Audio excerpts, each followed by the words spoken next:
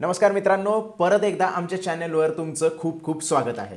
दिवाळीला किंवा वाढदिवसाला तुमच्या पालकांनी दिलेले पैसे तुम्हाला आठवतात का? कदाचित ते पैसे आता कुठल्या तरी ड्रॉवरमध्ये असतील किंवा तुमच्या आई वडिलांनी ते पैसे बँकेमध्ये जमा केलेले असतील. आता एक तरुण म्हणून जर विचार केला तर तुम्हाला प्रश्न पडेल की हे पैसे आपण का वाचवायचे, याने आपला काय फायदा होईल? बरं, आजच्या या व्हिडिओमध्ये मी या प्रश्नाचं उत्तर देणार आहे. हे पैसे जे तुम्हाला मिळालेले असतात, हे पैसे घेऊन ते तुम्ही वाढवू शकता. जर तुम्ही तुमच्या कुटुंबाची मदत घेऊन थोडासा विचार करून ते पैसे जर चांगल्या ठिकाणी इन्व्हेस्ट केले तर त्याचे रिटर्न्स तुम्हाला चांगल्या पद्धतीने मिळू शकतात. हे जरा आश्चर्यकारकच आहे ना? पण तुम्ही जेवढा विचार करताय तेवढ्या या सगळ्या गोष्टी कॉम्प्लिकेटेड अजिबात नाही आहेत आणि फक्त प्रौढांसाठी तर अजिबातच नाही आहेत. तुम्ही टीनेजर आहात, तुम्हाला इन्व्हेस्टमेंट करायची आहे, पण कुठून इन्व्हेस्टमेंट स्टार्ट करायची हे कळत नाहीये, तर तसं असल्यास आजचा व्हिडिओ हा फक्त तुमच्यासाठी आहे. आपण या व्हिडिओमध्ये बेसिक्स ऑफ टीनेज इन्व्हेस्टिंग बद्दल सगळ्या गोष्टी जाणून घेणार आहोत. एवढंच नाही तर तुमचं पॉकेट मनी पोटेन्शियल प्रॉफिटमध्ये कसा बदलता येईल याचे ऑप्शन आपण बघणार आहोत. पण व्हिडिओला सुरू करण्याच्या अगोदर या चॅनलला सबस्क्राईब करा, या व्हिडिओला लाईक करा आणि हा व्हिडिओ जास्तीत जास्त लोकांपर्यंत पोहोचवण्याचा प्रयत्न करा.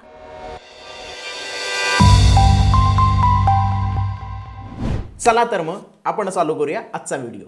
इन्व्हेस्ट करायसाठी तुमचं वय किती असलं पाहिजे? आता आपण एका फंडामेंटल पॉइंट पासून सुरुवात करूया. 1875च्या भारतीय बहुसंख्य कायद्यानुसार जर तुम्ही 18 वर्षाच्या खाली असाल तर तुम्ही अल्पवयीन असता, म्हणजे नियमानुसार तुम्ही अडल्ट झालेले नाही आहात. बरं, आता 18 वर्षाच्या खालचे जे तरुण आहेत ते इन्व्हेस्टमेंट करू शकतात का? तर याचं उत्तर आहे डायरेक्ट इन्व्हेस्टमेंट करू नाही शकत. पण त्याच्यासाठी एक मार्ग आहे. तुम्ही तुमच्या पालकांच्या मदतीने किंवा कायदेशीर पालकांच्या मदतीने ही इन्व्हेस्टमेंट करू शकता. सोप्या शब्दात सांगायचं झालं तर 18 वर्षाचे पूर्ण होईपर्यंत तुम्ही तुमच्या पालकांच्या मदतीने इन्व्हेस्टमेंट करू शकता. मग जी काही इन्व्हेस्टमेंट करायची आहे त्या सर्व बाबतीतले जे निर्णय आहेत ते तुमचे पालक घेतील. आता नंतरचा जो मुद्दा येतो तो म्हणजे लवकर, म्हणजे अर्ली एजमध्ये इन्व्हेस्टमेंट स्टार्ट करण्याचे फायदे काय आहेत?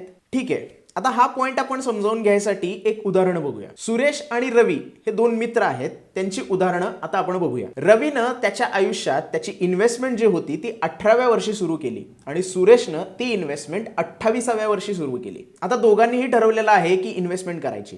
रवीनं वयाच्या 18व्या वर्षापासून 5,000 रुपये महिना इन्व्हेस्टमेंट सुरू केली आणि सुरेशनं 7,000 रुपये महिना सुरू केली, कारण त्यानं उशिरा इन्व्हेस्टमेंट सुरू केली होती. आता असं अज्युम करूया की दोघांना वार्षिक 10% एवढे रिटर्न मिळत आहेत. मित्रांनो, आता एक प्रश्न आहे, वयाच्या 35व्या वर्षी या दोघांमधल्या सेव्हिंगचा डिफरन्स काय असेल? 18व्या वर्षी इन्व्हेस्टमेंट सुरू केलेल्या रवीला 35व्या वर्षी साधारण 16,63,492 रुपयेचा रिटर्न मिळेल.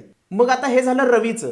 मग आता सुरेशचं काय? तर सुरेशकडे साधारण 2,65,708 रुपये एवढे असतील. आता तुम्हाला प्रश्न पडला असेल ना, हा एक मोठा फरक आहे, बरोबर आहे ना? आता हा जो फरक आहे तो आहे पॉवर ऑफ कंपाऊंडिंग इंटरेस्टचा. आता या दोघांपैकी प्रत्येकाने कंपाऊंडिंग इंटरेस्टसाठी किती आपली अमाऊंट अलाउ केलेली आहे, किती वर्षानंतर अलाउ केलेली आहे, याचा सगळ्यात मोठा फरक पडतो. रवीने सुरेशपेक्षा 10 वर्षे आधी इन्व्हेस्टमेंट करायला सुरुवात केलेली आहे, त्याच्यामुळे त्याच्याकडे खूप जास्त काळ आहे पैसे वाढवण्यासाठीचा. आता हे एक्झाम्पल तर आपण बघितलं. लवकर वयात इन्व्हेस्टमेंट चालू केली की त्याचे रिटर्न्स आपल्याला चांगले मिळतात आणि कंपाऊंडिंग इफेक्ट पण चांगल्या पद्धतीने होतो. आता काही अजून हायलाइट्स आहेत ज्याच्याकडे आपल्याला लक्ष द्यायला पाहिजे. सगळ्यात पहिलं म्हणजे बिल्डिंग गुड हॅबिट.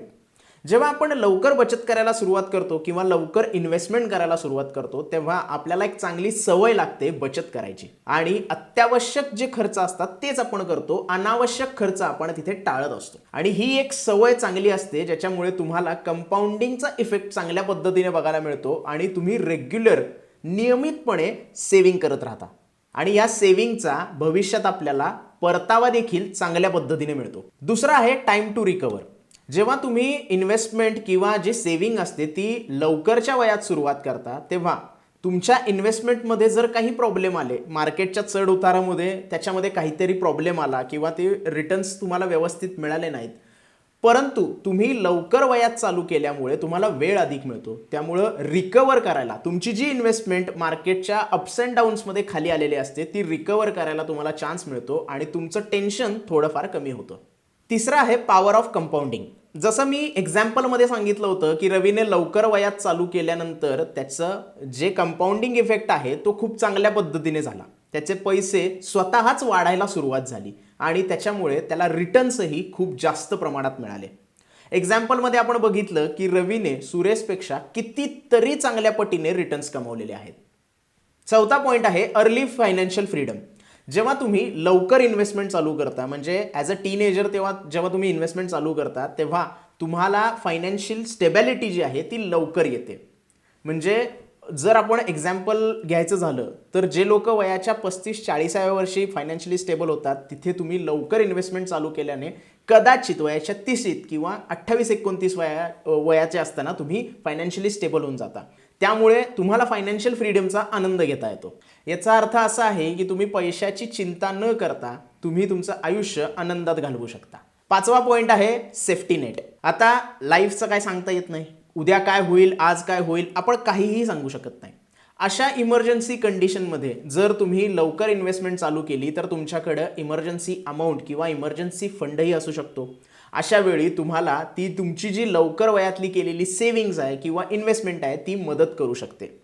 त्यामुळे तुमच्या लाईफसाठी एक सेफ्टी नेट म्हणून तुम्ही लवकर इन्व्हेस्टमेंट करणं खूप जास्त गरजेचं आहे. Risk of investing. जसं आपण लवकर इन्व्हेस्टमेंट करायचे फायदे बघितले तसेच काही रिस्क पण त्याच्यामध्ये असू शकते.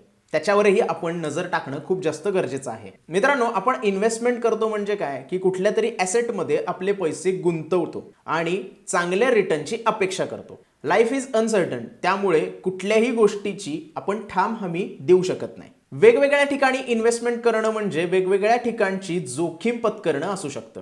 अशी कुठली जोखीम आहे जी आपल्याला काळजीपूर्वक घेतली पाहिजे याच्यावर एक नजर टाकूया. कायम लक्षात ठेवा, रिस्क आणि रिटर्न जे असतात ते हँड टू हँड चालत असतात. ज्या इन्व्हेस्टमेंटमध्ये हाय रिटर्न्स मिळत असतात तिथे हाय रिस्क पण आपल्याला कव्हर करून चालायला पाहिजे. त्यामुळे जर तुम्ही हाय रिटर्न एक्सपेक्ट करत असाल तर हाय रिस्क असू शकते हेही तुम्हाला माहीत असलं पाहिजे. दुसरा पॉईंट म्हणजे नो युअर सेल्फ. आता काही जण जास्त धाडसी असतात आणि हाय रिस्कवाली इन्व्हेस्टमेंट करतात, पण काही जण सेफ खेळतात आणि त्यांना जास्त धाडस करायचं नसतं, त्यांना त्यांचे पैसे वाचवायचे असतात. याचसाठी तुम्ही नेमके कोण आहात हे जाणून घेणं खूप जास्त गरजेचं आहे. तुम्ही हाय रिस्कसाठी जाणारे कुणी इन्व्हेस्टर आहात का तुम्ही सेफ बेट खेळणारे इन्व्हेस्टर आहात, हे जर तुम्ही स्वतःबद्दल माहिती करून घेतलं तर तुमची इन्व्हेस्टमेंट चांगल्या पद्धतीने होऊ शकते. इन्व्हेस्टमेंटची ही रिस्क कमी करण्याचा सगळ्यात मोठा आणि सगळ्यात चांगला पर्याय म्हणजे डायव्हर्सिफिकेशन. तुमची जी काही गुंतवणूक आहे ती फक्त एका सेक्टरमध्ये किंवा एका ॲसेटमध्ये न करता वेगवेगळ्या ठिकाणी करा. म्हणजे काही पैसे स्टॉकमध्ये टाका, काही गोल्डमध्ये टाका, काही रिअल इस्टेटमध्ये टाका.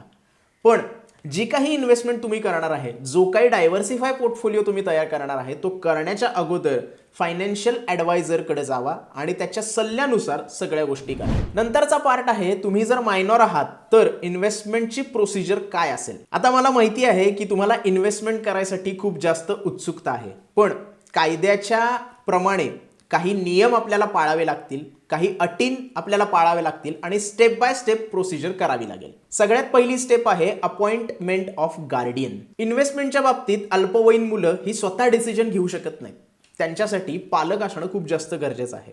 आता बऱ्याच सिच्युएशनमध्ये नैसर्गिक पालक असतात, ते डिसिजन्स घेतात, पण काही सिच्युएशन्समध्ये न्यायालयांना त्यांना पालक अपॉइंट करावे लागतात. दुसरा पॉईंट आहे किंवा दुसरी स्टेप आहे documentation for the age proof.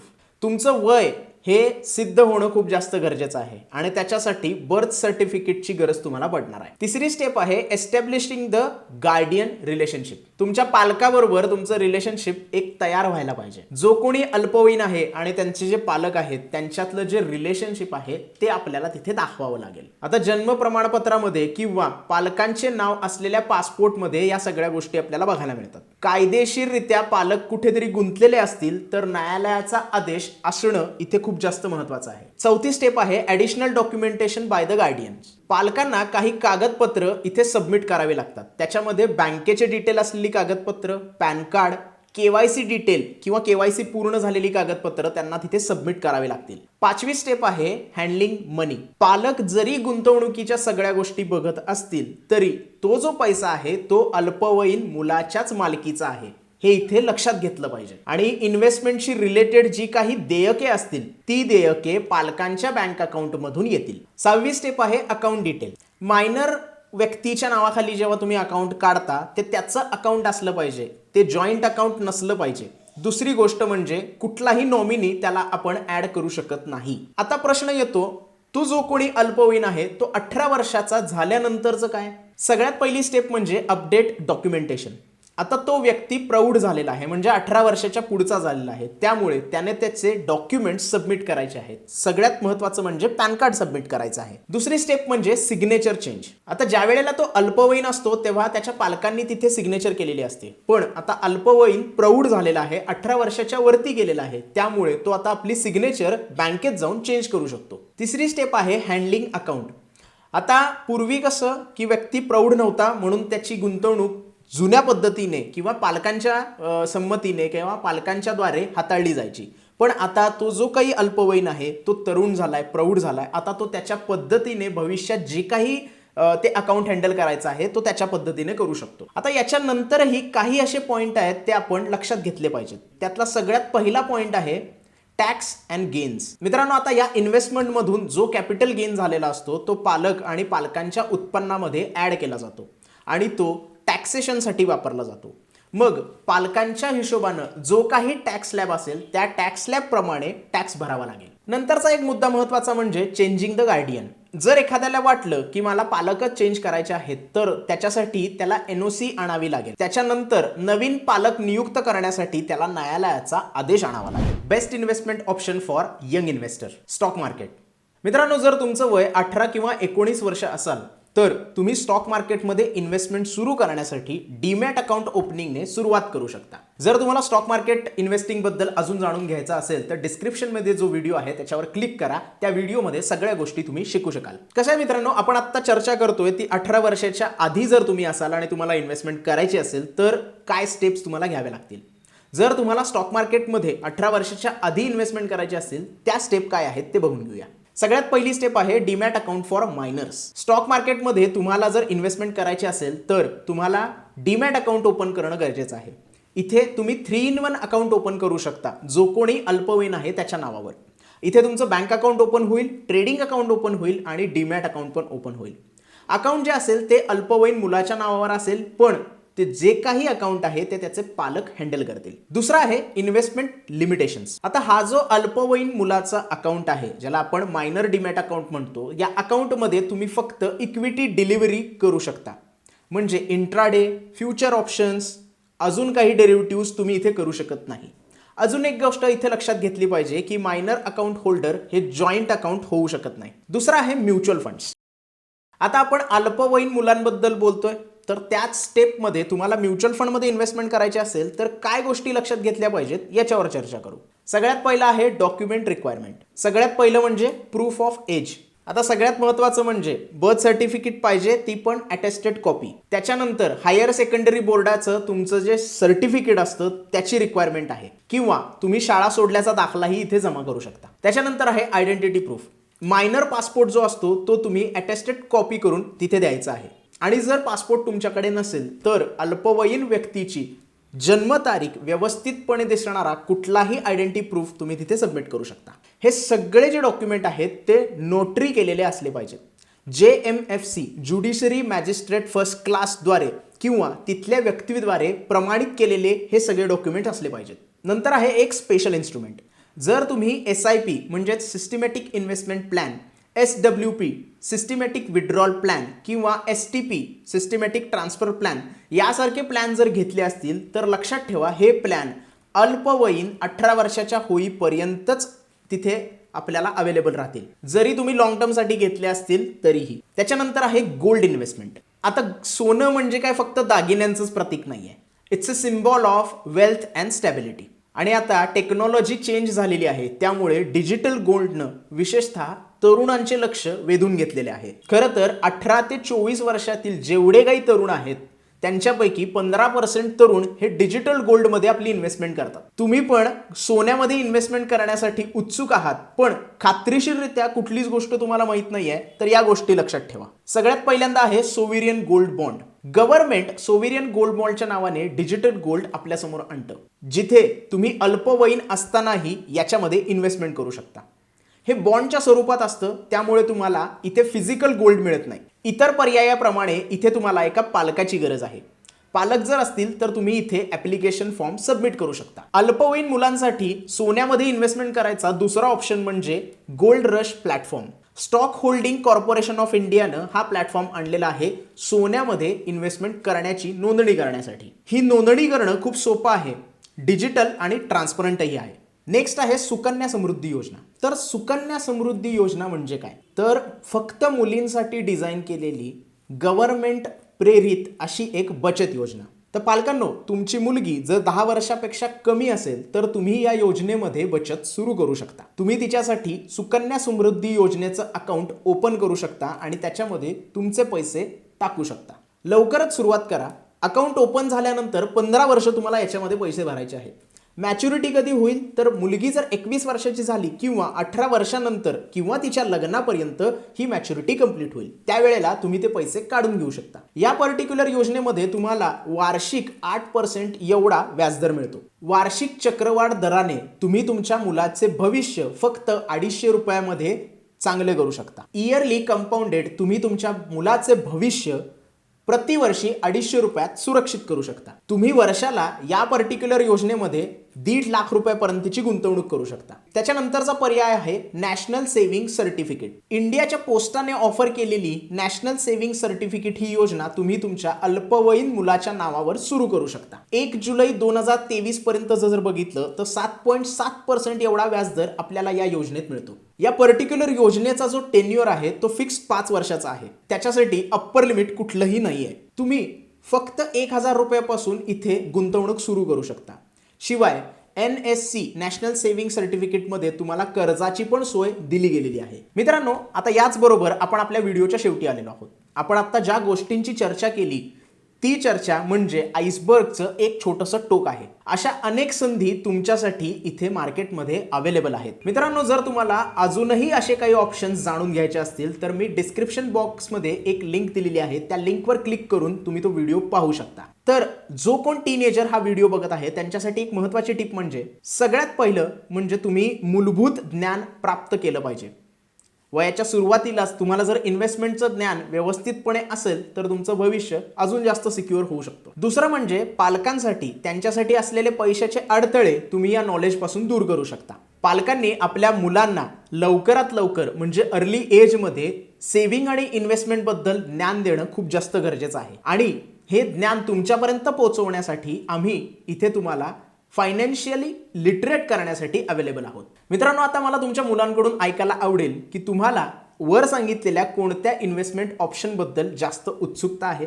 तुम्ही कोणता पर्याय निवडाल तुमची इन्व्हेस्टमेंट सुरू करण्यासाठी, या सगळ्या गोष्टी मला कमेंटमध्ये कळवा.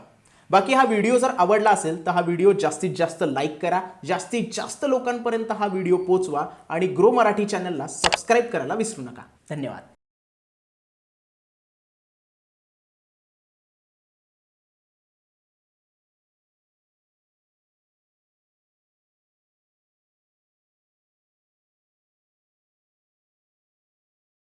Investment in securities market are subject to market risks. Read all the related documents carefully before investing. Please read the risk disclosure documents carefully before investing in equity shares, derivatives, mutual fund, and or other instruments traded on the stock exchanges.